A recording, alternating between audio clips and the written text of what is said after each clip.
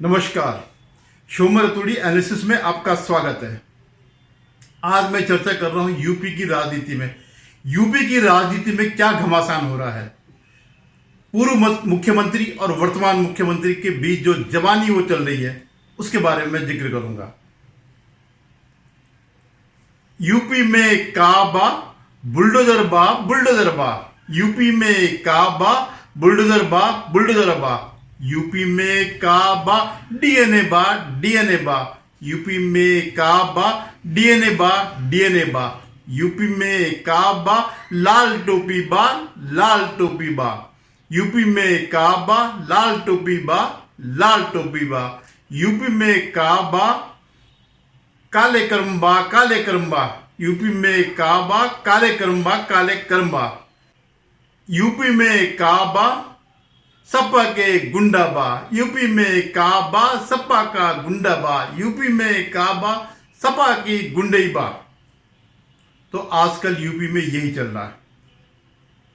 दोनों मुख्यमंत्री वर्तमान और पूर्व जो है इस बात को लेकर लड़ाई लड़ रहे हैं और ये पहली बार हो रहा है जब योगी आदित्यनाथ वर्तमान मुख्यमंत्री खुलकर समाजवादी पार्टी के कुकर्मों को सामने ला रहे हैं।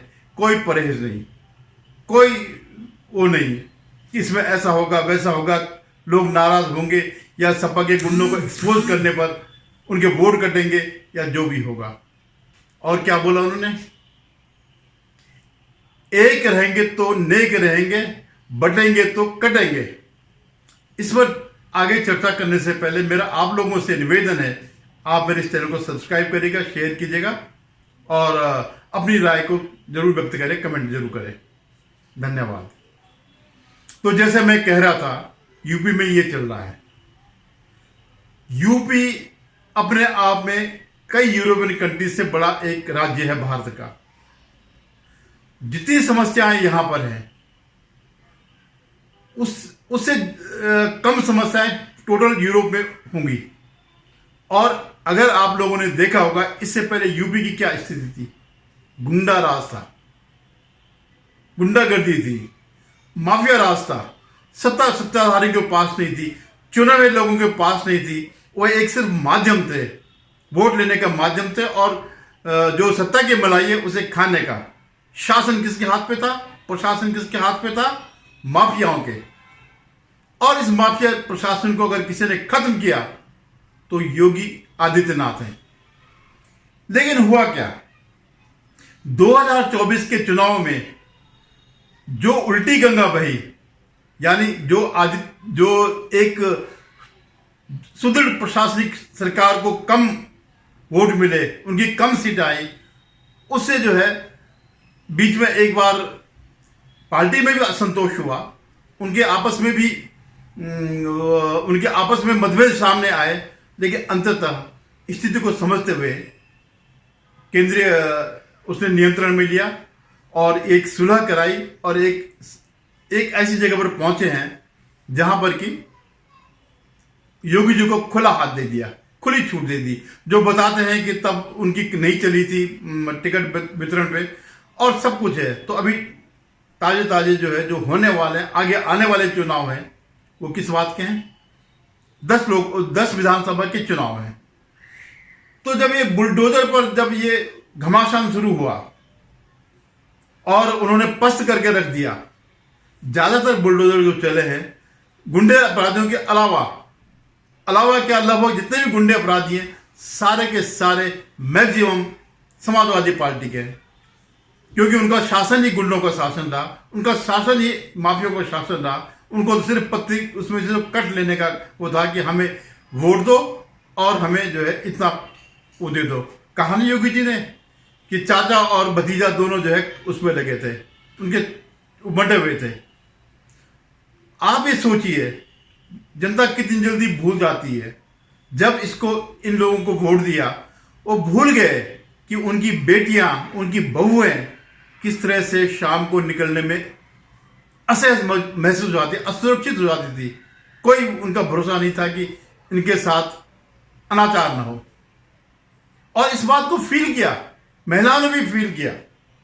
और बड़ी उसके बाद तो अब क्योंकि 7 साल हो गए, लोग भूल गए कि कभी एक ही शासन था।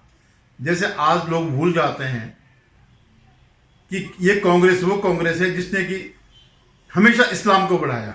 आज़ादी के बाद से लेकर के, नेहरू से लेकर के सोनिया गांधी तक, सोनिया गांधी से लेकर के राहुल गांधी तक इन्होंने जो है एंटी हिंदू स्टैंड लिया। लेकिन जो इनके बहकाव में आ गए लोग 2024 के चुनाव में, उससे फर्क पड़ गया। तो यही बात लोग भूल गए, इनका इतिहास भूल गए। सोमनाथ मंदिर से लेकर के जब उसका निर्माण हो रहा तो नेहरू ने कितना विरोध किया था। पटेल से दुश्मनी मोल ली, के मुंशी से दुश्मनी मोल ली, डॉक्टर राजेंद्र प्रसाद जो प्रथम राष्ट्रपति थे उनसे दुश्मनी मोल ली, यहां तक कि उनके जो अंतिम संस्कार में किसी को शामिल तक नहीं होने दिया। क्या नहीं किया इन्होंने एंटी हिंदू काम, आप बताइए। राम मंदिर आज भले ही लोगों की भावनाएं भूल गए हों, लेकिन जो ये राम मंदिर लाया, जो राम मंदिर आज दिखाई दे रहा है, हिंदुओं की जो आस्था का प्रश्न जो दिखाई, आस्था का जो एक प्रतीक था, वो आज अगर साक्षात है तो उसके पीछे कौन है? मोदी सरकार। अब आप कहेंगे कि निर्णय तो उन्होंने दिया न्यायपालिका ने, तो न्यायपालिका तो पिछले 52 साल से थी, तो क्यों नहीं आया? क्योंकि इनकी पूरी फौज लगी रहती किसी भी तरह राम मंदिर पर फैसला ना आए, क्योंकि सबको पता है कि फैसला आएगा तो हिंदुओं के पक्ष में आ गया। इसलिए इन्होंने जो है कांग्रेस ने इतनी अपनी सरकारें लगाई, अपने बड़े बड़े वकील वहां पे खड़े किए। 2019 में तो कपिल सिब्बल ने कहा था कि आप इस बार फैसला बिल्कुल न दें। इवन एक बार जो है जो सीजीआई जो डेली वो कर रहे थे अरुण मिश्रा, उनके खिलाफ ये वो ले आए थे अविश्वास प्रस्ताव टाइप का जो है, इनको निकालने की कार्यवाही की थी उन्होंने। तो ये सब चीजें, तो ऐसे ही जो है हिंदुओं में एक भूलने की प्रवृत्ति है। इसीलिए योगी जी कहते हैं बंटेंगे तो कटेंगे, एक रहेंगे तो नेक रहेंगे। भले ही आप इसे सांप्रदायिक कहते हो, लेकिन ये ऐतिहासिक सत्य है। आप ये देखिएगा, जैसे ही ये सब हुआ,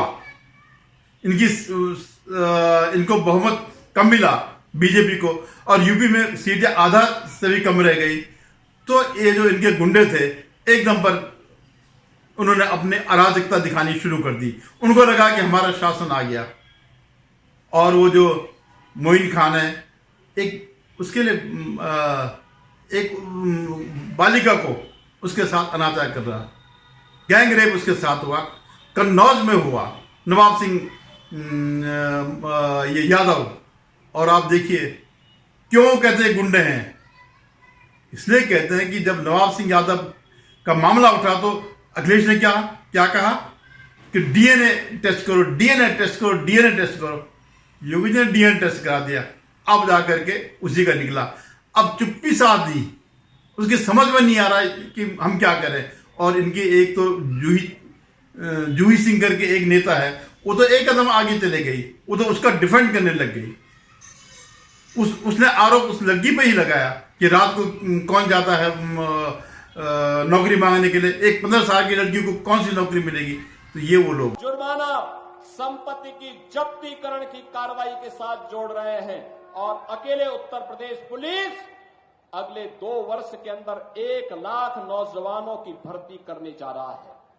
और बहनों और भाइयों, यही नहीं, इसमें से 20% हम केवल और केवल बेटियों को भर्ती करने जा रहे हैं। बेटियों की भर्ती होगी 20%।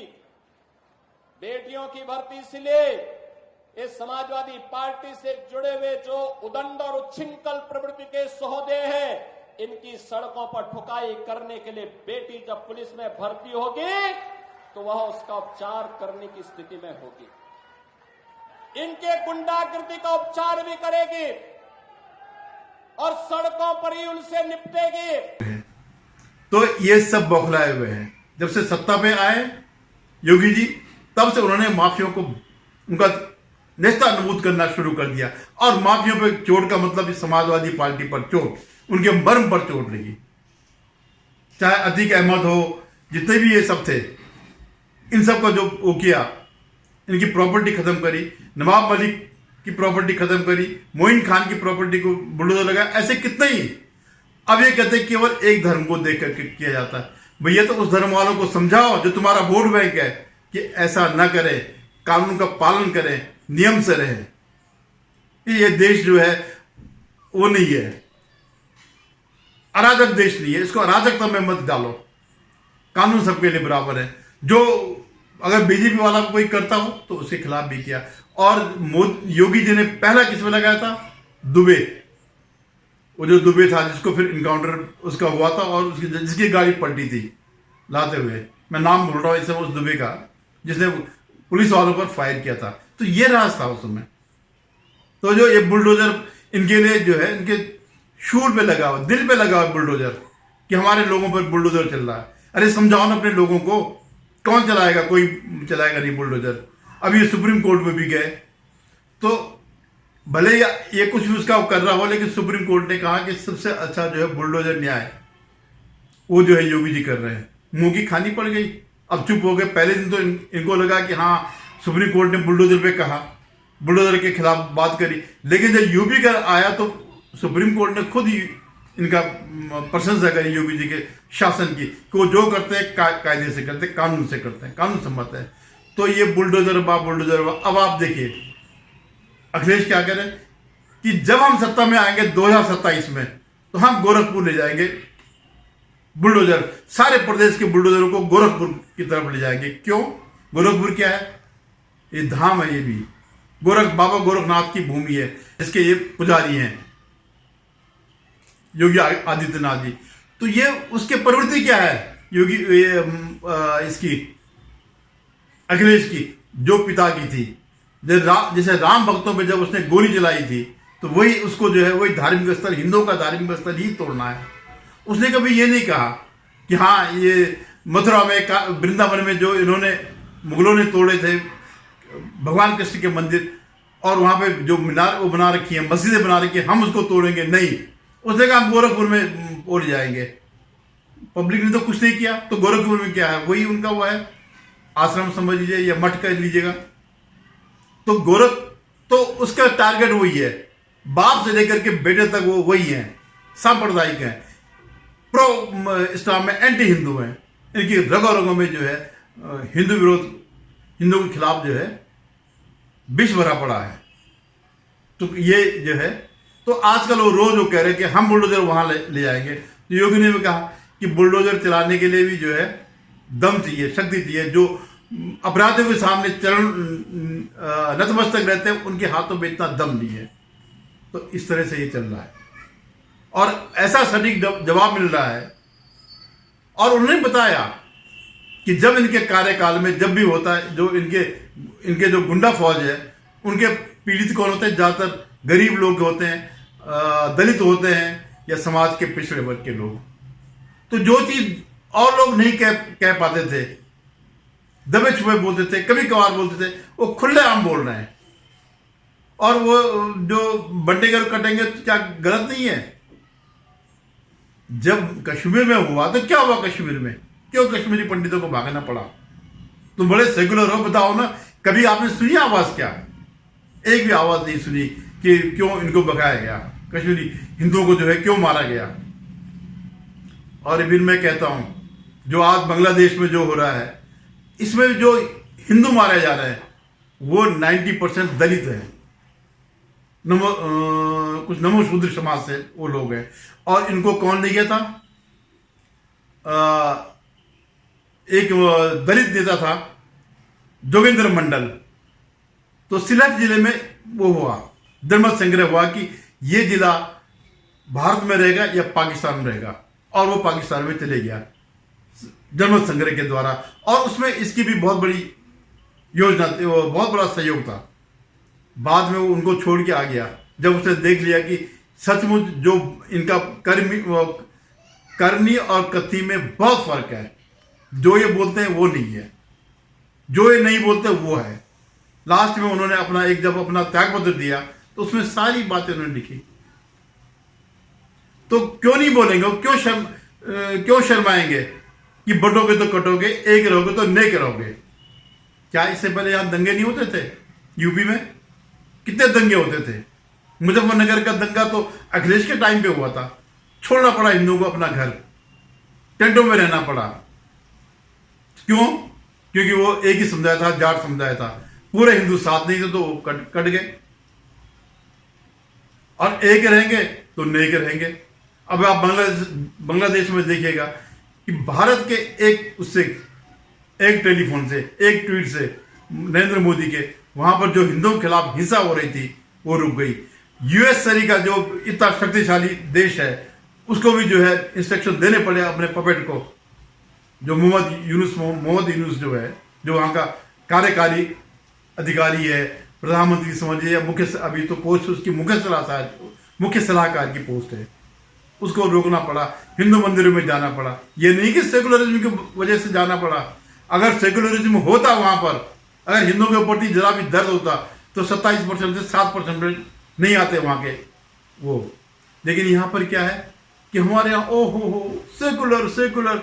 अरे हम ये थोड़ी कहते हैं, कोई ये थोड़ी कहता है कि मुसलमानों के खिलाफ, लेकिन अगर मुसलमान गलत करेंगे तो उनके खिलाफ बोलना पड़ेगा।